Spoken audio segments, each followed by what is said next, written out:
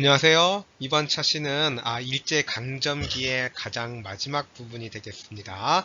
자, 무장 독립전쟁인데요. 이번 시간에는 특히 1930년대 이후의 무장 독립투쟁에 대해서 살펴보도록 합니다. 수업할 분량이 좀 많네요. 여러분들 제일 집중해서 공부를 하시기 바랍니다. 이번 시간의 학습 목표는요, 세 가지가 있는데, 첫 번째, 1930년대 조선혁명군과 한국 독립군의 활동에 대해서 여러분 기억을 해야 될 것이고요. 두 번째로 한인 애국단이 있어요. 자, 이봉창과 윤봉길이 대표적인 인물인데, 한인 애국단의 활동이 어떠한 영향을 미쳤는지 살펴보도록 하고요. 자, 그 다음에 1930년대 이후 임시정부를 중심으로 하는 무장투쟁을 공부하는데, 특히 가장 중요한 한국 광복군의 활동을 중심으로 해서 여러분 공부를 해야 되겠습니다. 자, 먼저 1930년대에 이제 항일 투쟁에 대해서 공부를 하는데, 30년대 항일 투쟁의 가장 큰 특징은 바로 한중 연합군이 결성됐다는 겁니다. 왜냐하면 일제가 1931년에 만주를 침략을 하게 되잖아. 따라서 이제 일제와 대항하기 위해서 한국군과 독립군과 중국군이 연합을 하게 되죠. 자, 그러면 이 한중 연합군의 활동에 참여했던 독립군 부대가 뭐냐? 바로 조선혁명군과 한국 독립군이 되겠습니다. 자, 조선혁명군은 우리 앞서 공부했습니다. 자유시 참변 이후에 독립군들이 돌아와서 참의부, 정의부, 신민부, 즉 3부가 구성이 되는데, 이 3부의 통합운동 결과 국민부와 혁신의회로 통합이 된다라고 얘기를 했어. 이 국민부가 조직한 독립군 부대가 조선혁명군이고요. 혁신의회에서 조직한 독립군 부대가 한국 독립군이 되겠습니다. 자, 그럼 조선혁명군은요, 주로 남만주 지역이었는데, 사령관은 양세봉이라는 사람이 있습니다. 기억해 둬야 할 인물이고요. 이 조선혁명군이 남만주 지역을 중심으로 영릉가와 흥경성에서 승리를 거뒀습니다. 한편 한국 독립군의 대장은 사령관은 지청천입니다. 뒤에도 나오니까 꼭 기억해야 할 인물이죠. 이 지청천이 사령관이었고, 쌍성보 전투와 대전자령 전투에서 승리를 거두기도 했습니다. 자, 그러나 조선혁명군과 한국독립군은 일제가 만주를 점령하게 되면서 더 이상 항일투쟁이 어려워져서 점차 약화되고 혹은 중국 관내로 이동을 하게 됩니다. 자, 한편 사회주의 계열에서는 항일 유격투쟁에 전개돼서 대표적으로 동북항일연군이 활동하기도 했죠. 자, 여기는 바로 한국 독립군과 조선혁명군이 활약하던 곳입니다. 자, 조선혁명군은요, 남만주 일대죠. 자, 압록강 북전의 요 지역을 중심으로 영릉가와 흥경성에서 승리를 거뒀다. 자, 그 다음에 한국 독립군은 주로 북만주 일대입니다. 지청천이 사령관이었고요. 동경성, 대전자령 전투, 이런 전투에서 승리를 거뒀습니다. 자, 그 다음에 이제 한인 애국단에 대해 살펴보도록 할까요? 한인 애국단은 누가 조직했느냐? 김구가 조직했다. 자, 이 한인 애국단과 의열단을 비교할 줄 알아야 돼. 자, 의열단은 1919년 누가 조직했다라고 했지? 그렇지, 김원봉이 조직했다라고 얘기를 했죠. 이에 비해서 한인 애국단은 김구가 조직했어. 왜 조직했느냐? 자, 우리 대한민국 임시정부가 국민대표회의 결렬 이후에 점차 약화된다라고 얘기를 했죠. 이러한 집체된 항일투쟁의 활로를 모색하기 위해서 김구가 조직을 했습니다. 대표적인 인물이 바로 이봉창과 윤봉길이죠. 이봉창 같은 경우에는 도쿄로 넘어가서 직접 일본 왕을 죽이려고 했었습니다. 그래서 폭탄을 던졌지만 안타깝게도 실패로 돌아갔죠. 그러나 이것은 일본인의 간담을 매우 선회케 했던 아주 큰 중요한 의거였습니다. 자, 한편 이것이 실패로 돌아가니까 중국 언론이 이 사건을 보도하면서 안타깝게도 실패했다, 이런 식으로 해서 반일적인 태도를 보였기 때문에 일본은 이것을 구실로 해서 중국 상하이를 공격해서 점령해버리죠. 이것이 바로 상하이 사변입니다.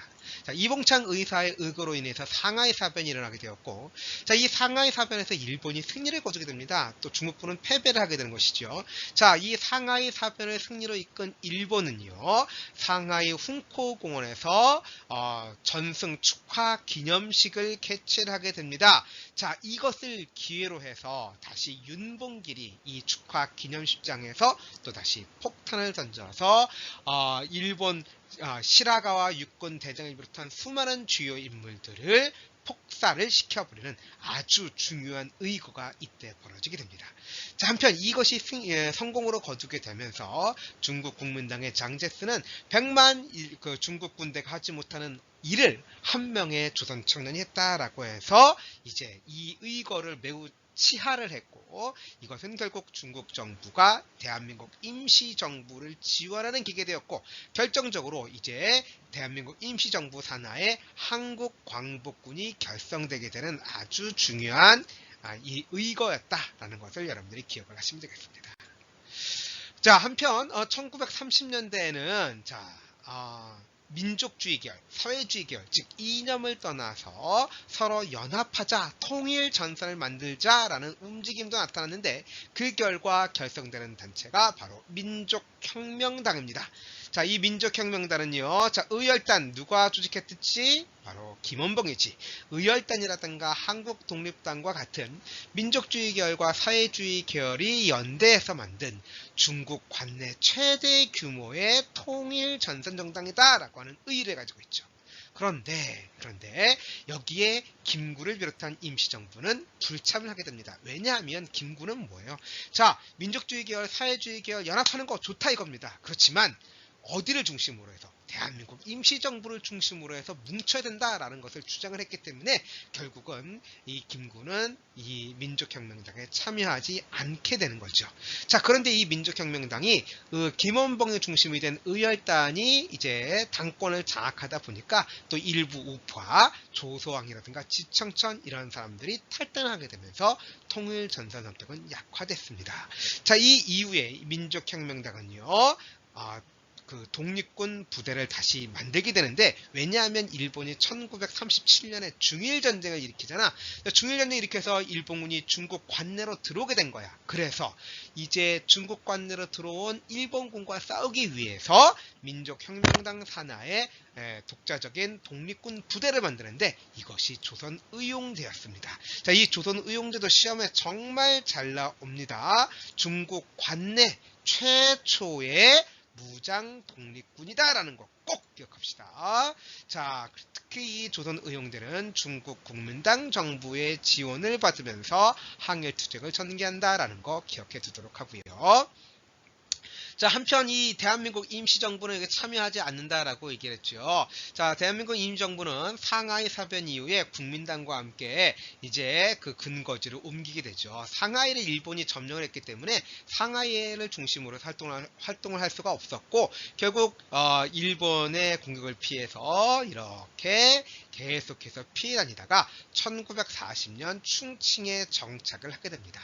자, 충칭에 정착해서 대한민국 임시정부의 여당이라고 할 수 있는 한국독립당을 결성을 하죠. 자, 민족혁명당에 가담했던 지청천이라든가 조소왕이 이탈해서 다시 같은 민족주의 계열인 김구와 연합을 하게 되는 것이죠. 그래서 결성된 정당이 한국독립당이고요. 자, 앞에서도 얘기했듯이, 자, 윤봉길 의사의 의거로 인해서 중국 정부의 지원을 받게 됐고, 그 결과 한국광복군이 창설되더라라는 거 너무너무 중요합니다.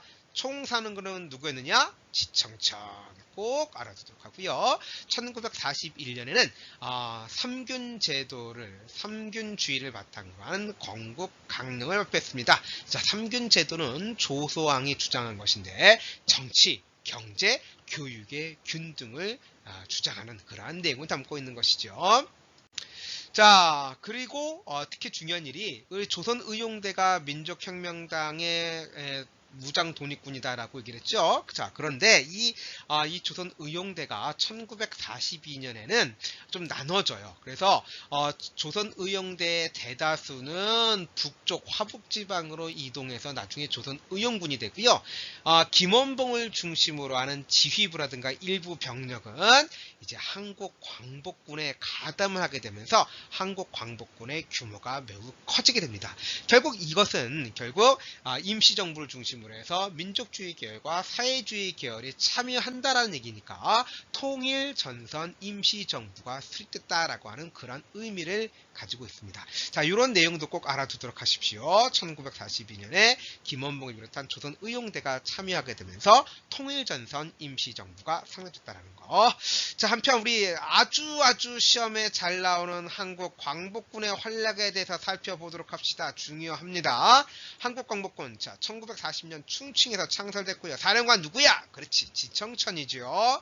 자, 1941년에는 일본이 태평양 전쟁 일으키잖아. 그래서 1941년 12월 대일 선전포고를 하고 연합국의 일원으로 2차 세계대전에 참전한다는 것을 대외적으로 알게 됩니다. 1942년 앞서 얘기했죠. 조선 의용대 일부 병력의 통합이 되면서 한국 광복군의 규모가 매우 커집니다. 자, 1943년에는 영국군이 대한민국 임시정부에 파병을 요청을 하게 됩니다. 그래서 한국 광복군이 인도, 미얀마 전선에 투입돼서 영국군과 함께 연합국의 일원으로 참전해서 활약하더라라는 것도 알아두도록 하시고요.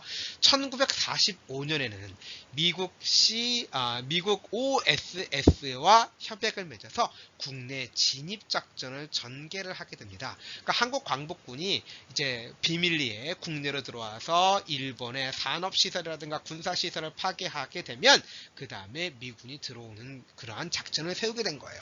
그래서 국내 정진군을 편성을 해서 3개월에 걸친 침투 훈련까지, 상륙 훈련까지 받게 됩니다. 자, 그래서 그 날짜만을 기다리고 있는 가운데 갑자기 일본이 이제 항복을 하게 되면서 결국 이러한 국내 진입작전은 실행에 옮겨지지 못하게 되는 그런 안타까운 일도 있었죠. 자, 이렇게 해서 1930년대 이후에 무장투쟁에 대해 살펴봤고 내용이 상당히 많습니다. 여러분들 잘 기억을 해두도록 하시고요.